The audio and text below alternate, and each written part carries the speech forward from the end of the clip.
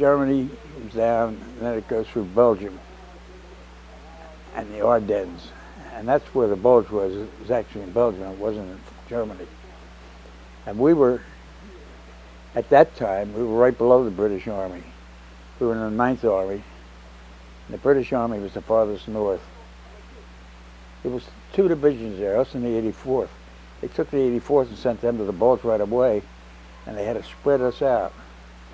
And we had to pretend there was a lot of us there in case the Germans were listening, that it comes through there. We had trucks, they tied chains on the backs of the trucks and drove them up and down at night to make noise. It sounded like we had tanks moving around in there, just in case. Then later they pulled us out and sent us down to the bulge. We didn't get in the worst fighting in the bulge. We were in like the north end of it. But that was unexpected. They didn't know that was going to happen. It caught them all by surprise. Of all the movies that are made about the bulge are made about Bastogne, it's always the 101st. You think they were the only division? They were paratroopers. The thing about being a paratrooper is as opposite to being us, we were just infantry.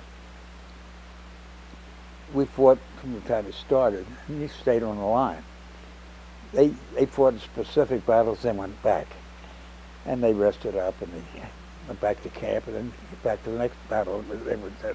They go sometimes a month or more between battles. But they made up for that by having to jump out of airplanes, I guess. But that wasn't the worst as far as we were concerned, the bulge. We had it worse in the Ruhr battles up in the northern part when we first hit there. Actually, my worst day in combat was my first one. We thought all hell broke loose. The worst thing in any combat is getting to the towns. Because you go, of course, maybe 1,000 yards or 2,000 yards of open ground, and all the shells are coming in on you. That's the scariest thing I've ever been in. Because you think each one's going to hit you on the head. Because you hear them coming, and you don't know where they're coming, and they're blowing up all around you. Guys are falling. But once you get to the town, then you can hide behind things. So I don't know how many men are in that thing, but that was about a 38-man platoon. That's what was left of it. They weren't all killed, but about 6 guys got killed that night, and all of us were wounded. It was a platoon like that usually has 6 sergeants. There's a platoon sergeant. This is a tech sergeant. Those stripes there, the 3 stripes under, that's what I had. Then there's 2 section sergeants and 4 platoons, or squad leaders. So when the battle was over, myself and another guy were the only 2 sergeants left. The others, only one was killed, but the others got different stages. Some got slight wounds, some got bad wounds. But where I saw my first dead American, who was a friend of mine, and he was the first one killed.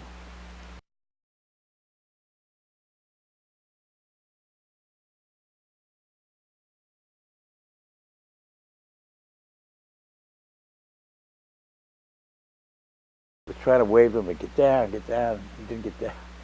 This German tank let one go and hit his tank, and his leg ended up in a tree right over our head. It was hanging there for God knows how long. We never even saw what happened to him, where he went. So that was a mess that night. It lasted all night long until morning, and finally, I think the 28th Division pushed through us and drove them back, and we were relieved because there wasn't that many of us left. After that, it was some rough spots, but we had nothing like that. We thought the whole war was going to be like this. We might as well commit suicide because we were going to get killed anyway. But it wasn't bad after that. We went about 10 months after that. We had 197 days straight without getting relieved.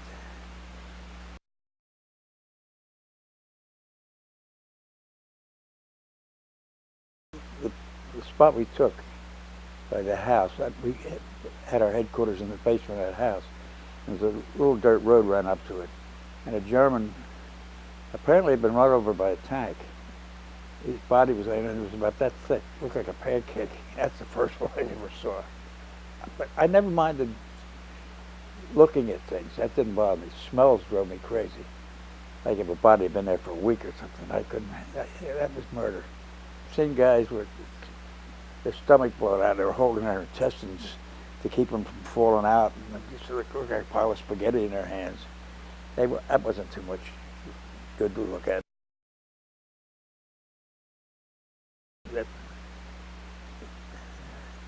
I was talking to one guy. We were taking a town. It was when the war was winding down, and we didn't expect too much opposition. And a guy from E Company, one of the rifle companies that supported us, he liked the jacket I was wearing, and I liked the jacket he was. So we swapped. And we no sooner swapped than he got shot right between the eyes. It was snipers out there, and it turned out when we finally caught them, or flushed them out, they were from a military school. They were all real young, like 14, 15 years old kids. The uniforms were too big for them.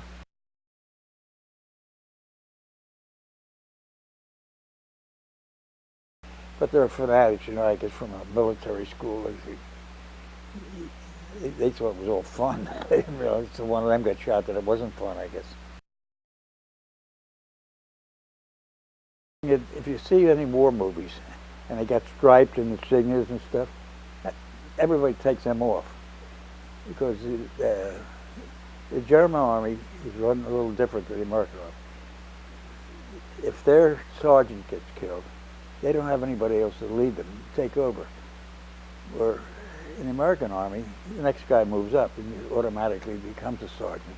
That's how I moved up. Everybody got wounded or killed, and I ended up from the squad leader, which was 3-striper, to the platoon sergeant, which was 5-striper. But more by attrition than anything else. It's not so much merit as you're the last one standing.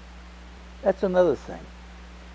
In the movies, you're always fighting back and shooting a guy that's standing in there. You don't even see half the time. See the people you're fighting. They're further away. They're shooting at you, and you're shooting at them, hoping you hit them. You don't know whether you kill people or not. You hope you did. Apparently, we did because we won. That's the only way I know. But very seldom you see the enemy. You see them later as prisoners and stuff, but when you're fighting, it's not like the movies where he's behind that tree and you're behind this tree. He's in that town, you're in this town. The only time I really saw him, before we even went into any fighting, we relieved the 28th Division. They were in a farm and had a big hedge outside the farm. And they had they had a foxhole station on the other side of the hedge as an observation post. So when we relieved them, they took me and another guy up. I was a sergeant from our platoon, and a sergeant from the 1st platoon, to show us what to do. And then we only manned it at night. So we were up there, and we put the machine gun in, we're sitting there, and all of a sudden we heard some noise, and here comes a 12-man patrol, German patrol. They were about as far away from here to that door from where we were. They come sneaking up, and we didn't know what we figured if we shoot at them, there's 12 of them and 2 of us. If we each get one guy, the other 10 will turn around and shoot at us. So we wait and see what we had to do. When they get to the hedge, the leader got up, look back and forth like this, get down, and they will turn around with the other way. We're standing there with guns aimed at them. We could have touched them almost, but they never saw us. Scared the hell out of us. We took something like 93 towns and 5 cities altogether. And finally, when the war was just about over, we got to the Elbe River, which was 16 miles from Berlin. And we could have been in Berlin the next day. But the big shots and the government and everything decided the Russians were supposed to take Berlin, and we had to sit there and wait. We sat there for 2 weeks without doing a thing while the Russians came the other way. They were coming this way and we were coming this way. And they got to take Berlin, I guess because they lost so many people in their sector.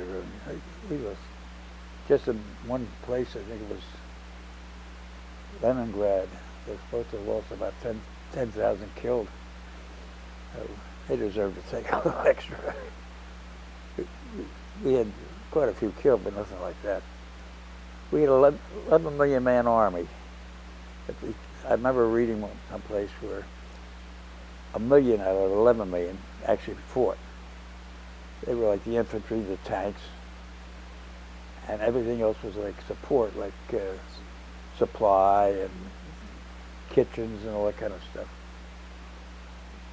The infantry and the tank corps, they did the main part of the fighting.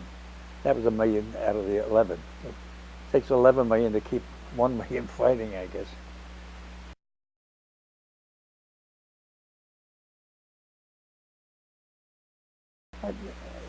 You get to a point where you're kind of numb.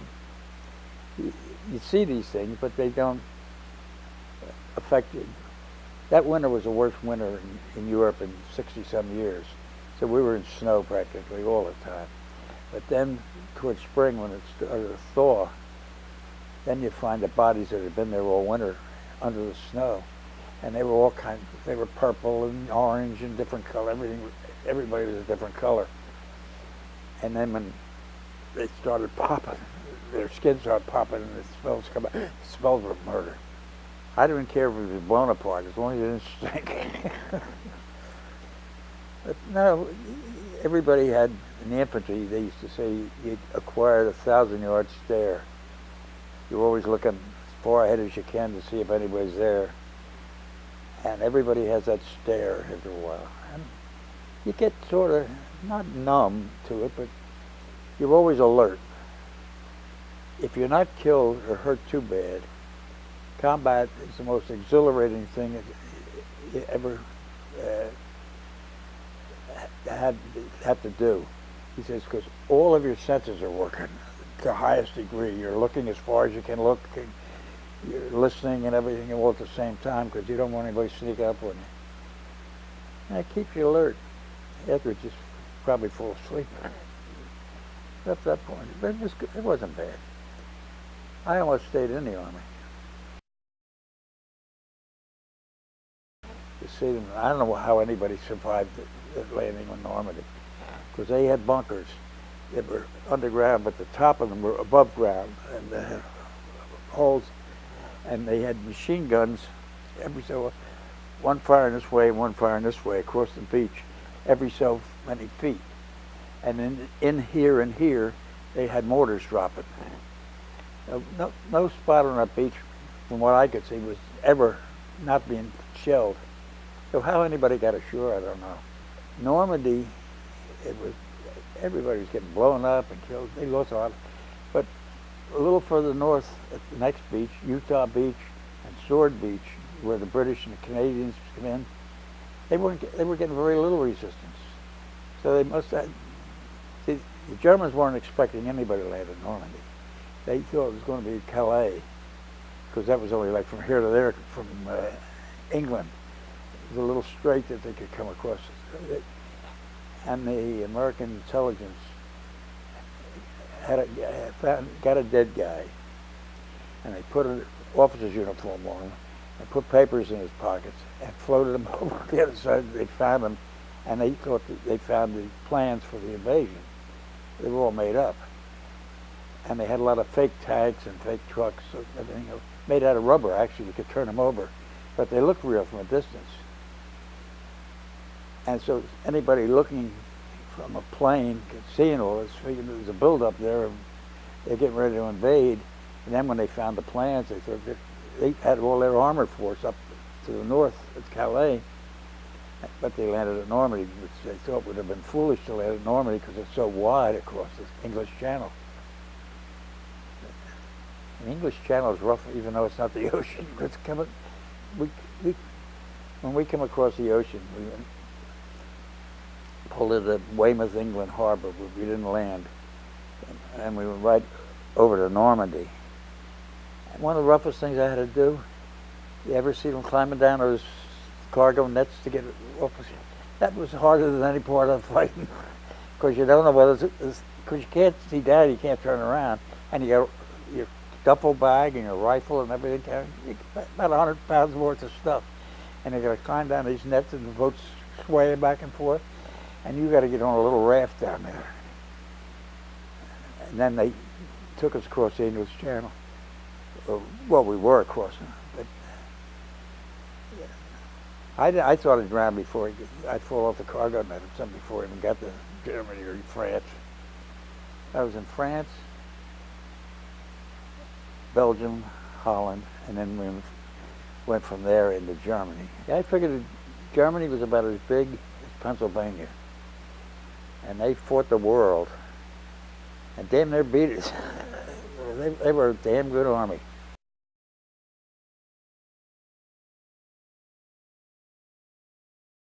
His biggest mistake was when he got to the English Channel, not continuing into England. He decided then to go to Russia and fight. And he pulled them back and fought Russia.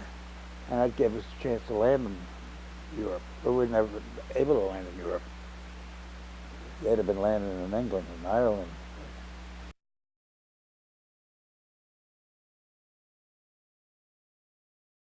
The propaganda, like you were saying about, we heard very little in Europe when we were there. They didn't bother giving us any. German propaganda was, all we got was, they used to drop leaflets, you know. Who's going with your wife now that you're over here, that kind of crap, like you were going to get everybody mad. But that was kind of childish, I thought.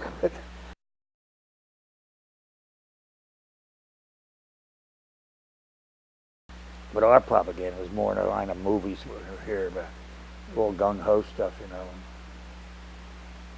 And after, of course, before you go into a war, you see that, you think that is a war. The only thing I knew about war was what movies I'd seen about the First World War. And that was all trenches. So I thought it was going to be the same thing. And one thing I was afraid of, bayonets. I hated stabbing people or being stabbed. And luckily there was no bayonet charges that I ever heard of in the Second World War. The First World War was full of it. And I thought that's what we were going to be doing.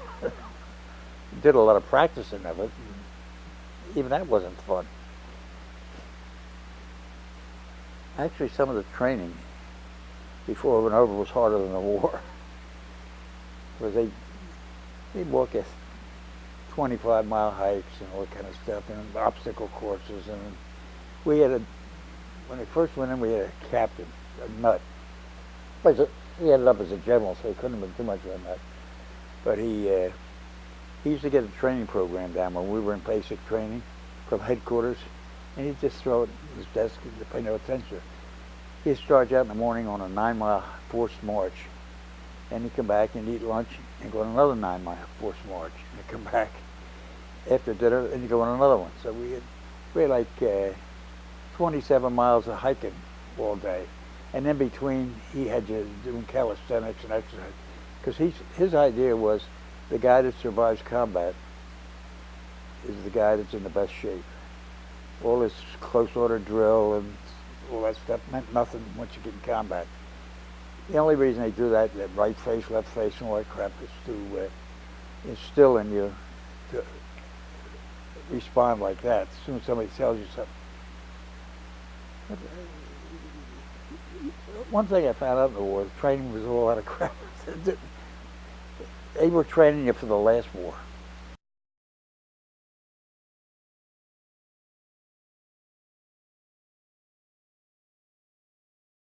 But every time a shell went over, they were ducking. We could tell from the sound it wasn't coming anywhere near us, but they didn't know that. They were all falling on the floor. You got to know which ones are coming in and which ones are going out. So you didn't duck when you heard them going out, but when you heard them coming in, you didn't know where they were going to land. I remember the first night I heard a buzz bomb. They knew that was the rockets the Germans fired. And late in the war, they invented it. And we were in the woods somewhere and on a hill, and we heard this thing going over. It sounded like an old Model T Ford coming up the hill. But somebody saw this guy. You could see flame coming out the back. It was like jet propelled, but it looked slow as hell. But it was going to England, and we saw it in Germany, and those things were all fired at England and did a lot of damage there. But they were concussion. They didn't have any shrapnel. Most guys get killed by shrapnel, regular shells.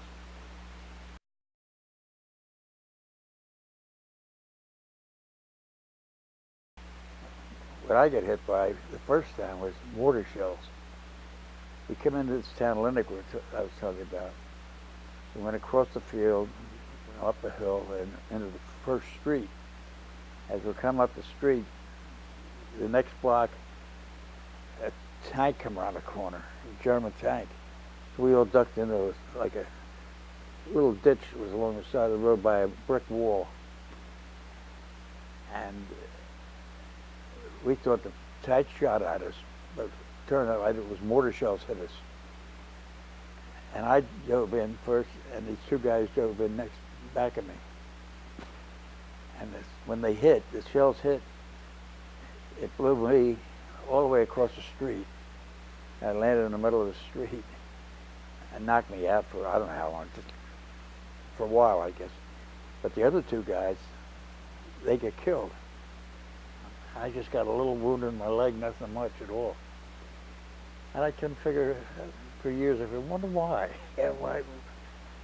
We were both that far apart, all three of us. They both got killed. Their backs got sheared off. And they didn't die immediately. They died in the cellar we took them to. But they died that night. And I was fine. A little groggy from getting knocked out. But I remember waking up in the middle of the road and there was nobody in sight. I thought, what the hell happened? I thought everybody got killed but me. But they had all run back to his house behind us. And I must have looked groggy. I was standing up looking around. I never thought about the tank, whether it was still there or not. But I heard somebody calling me. Like, back here, so I'm back. I get back here and said, they had everybody back here. How'd you all get back here? Said, oh, we all come back when he brought the two guys that got killed. Oh, I was in the middle, left me in the middle of the street. Oh, I didn't take that too lightly. I said, fine bunch of guys you were. Huh? We got your back as long as it's walking in front of us. But that, other than that, I was lucky. I got hit again in the same leg, but that even was weird. I don't know, I felt like I had some protection over me or something, because a shell went off. We were taking this town called Erkelenz, further into Germany, and it was a courtyard, and a shell landed. And I could see a piece of shrapnel about that big. It looked like a saw blade, and hit me flat on the side of the leg, and banged up a bone in my knee and cut me a little. It could have cut my leg off if it hit me that way, but it just went like that. So I figured twice I could have been hit, and nothing happened either time to me, really. The wound I got the first time, when I got blown across the street, looked like a pencil, a piece of shrapnel the size of a pencil going into my leg. I just pulled it out. I didn't think it was bad, and it just went like that. I never even went to the doctors. But I got a Bronze Star for refusing to be evacuated till everybody was taken care of. I couldn't have been evacuated. We were cut off. They had us in circles. Like, I'd have gladly been evacuated. They didn't know that. But we had a guy that was good at writing you up for those things. So I never believed half of them. That was it. Purple Heart, 2 Bronze Stars.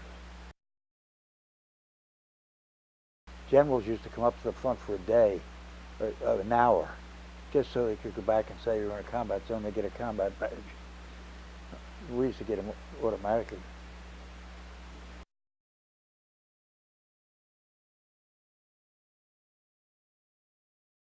He blew his own horn a lot, and the other generals did more than he did, or as much. He never heard of them. Well, he ran the whole thing, yeah. He was good. His biggest job was to try to keep peace between English Field Marshal Montgomery and Patton, and they were both hotheads, and they hated each other. And Bradley, he was good. He was our overall commander. He was in charge of the ground forces in all of Europe. He was an old timer, an old general. But he never got any credit. It was all we heard of was Patton did this, Patton did that. He didn't do much. The main thing he did was when he got to the Rhine River, he got his picture taken peeing in the Rhine River. So he was flamboyant. I was tickled to death because we were all packed and we had new equipment and we were ready to go to Japan because they were going to send us. A couple of divisions had gone, and we were at a place called Camp Lucky Strike in Havre, France, waiting to sail for the Pacific. And when we heard the war was over there, couldn't happen to nicer people. Of course, I didn't know the extent of it at the time, but actually when I got home and read about it, we didn't hear that much about it, except it was atomic bomb. We didn't even know what that was. But there have been a lot more men on both sides killed if they hadn't dropped it.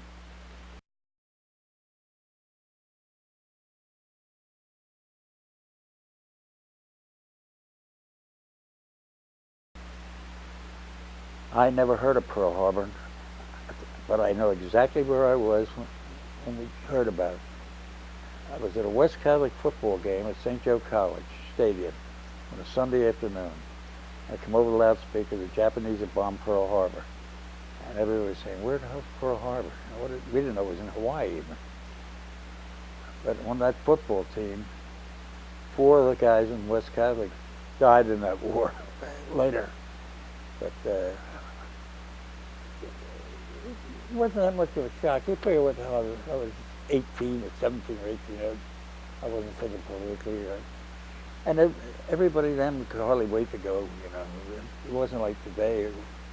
Well, today you got to be a volunteer to go. But when they were being drafted before, they used to run to Canada and all that. But they didn't do that in the Second World War. It was a lot of fun. Everybody thought it was going to be neat. Everybody could go. My father worked for the city in conjunction with the 4th Naval District, and he worked a lot with the admiral in charge of the 4th Naval District. And he had arranged for me to go in the Navy and get a job in the admiral's office. I didn't want that. So 7 of us from our corner in West Philly all went in at the same time. And 2 of us, me. See those 2 guys on the sand dune up there? The one on this side, that's me. And the one on this side, he went in the Army with me. And we stayed together for quite a while. He didn't go in combat, but he got hurt worse than I did, and he never got in combat. He got drunk in St. Louis and stole a Jeep. And he's going back to camp, and he didn't know how to drive. And the Jeep jumped a ditch, and he hit a tree, and he was in the hospital for 6 months. A broken collarbone, fractured skull, and I just got a little pencil in my leg.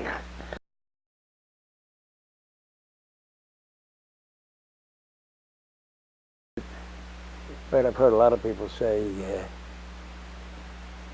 it wouldn't take $1 million to do it again, but they wouldn't give $1 million or give $1 not to have done it, you know, because it stays with you. It's something that it's probably a highlight of everybody that was there's life. I mean, they can't say anything was more exciting than that. Even they, like me, you can't remember half of it, but it still was there.